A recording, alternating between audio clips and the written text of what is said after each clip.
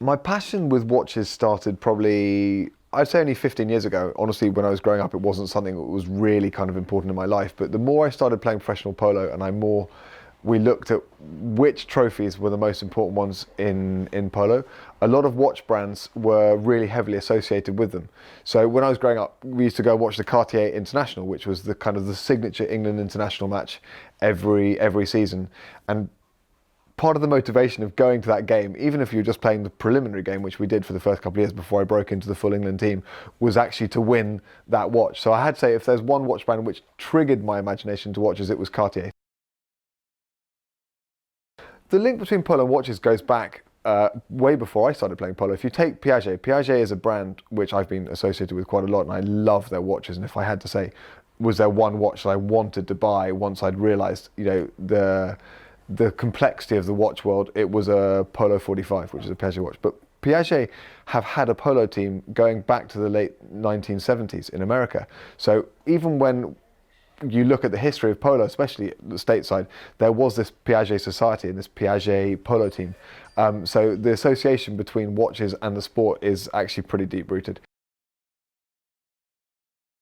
Definitely the Polo 45. It's a Piaget watch. It's a titanium shelled watch which you can actually use to play. The setting is really, really durable. It fits really well with your wrist.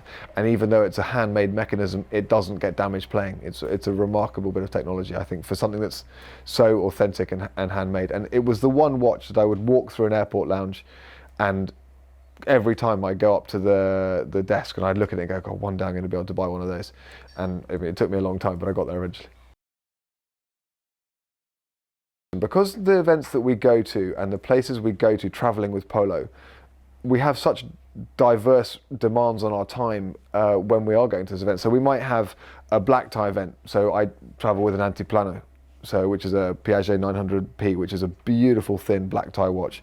I would travel with probably my Breitling, which I got given as a present by one of my clients a few years ago as a day watch, and then I'd have the Polo 45 to play in. So I tend to use one of the rolls. So I know the Rapport Hyde Park roll, which is a beautiful roll. It takes 3 watches. It's got a hard middle, so you can take the centerpiece out and just travel with just that if you were traveling away, or you can travel with all 3.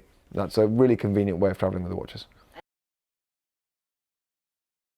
What I love about Rapport London is the fact that it's a family business. It's got British heritage all over it, which is something that I've been working with brands all over the world in polo, and it's all to do with associations of family businesses and history.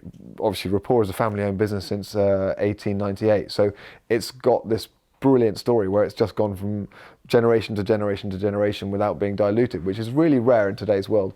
And the fact that everything is made in England, it's beautiful handmade products, they are fit for a marketplace, and the company's developed like every company has to. It started off making grandfather clocks, which are now obsolete unless you're a collector, and now it's making accessories for the really modern watches of the world, the Richard Milles, and the winders that are needed for today's watches. So it's an evolving company, but it's got that historical British tradition behind it.